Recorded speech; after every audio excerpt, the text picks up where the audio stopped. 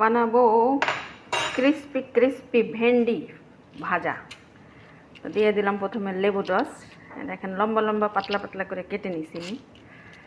ঠিক আছে, এরপরে দেব লবণ, আন্দাজ অনুযায়ী দিই আমি, স্বাদ অনুযায়ী জিরা পাউডার, ধনিয়া পাউডার, লাল মরিচের পাউডার, হালকা একটু হলুদ, বাহ এই জায়গা চামচ না আর ওই জায়গার চামচ, হলুদের মধ্যে 2টা চামচ দিলাম। এটাকে কি বলে, ক্রাশ চিলি। দেব চাট মশলা,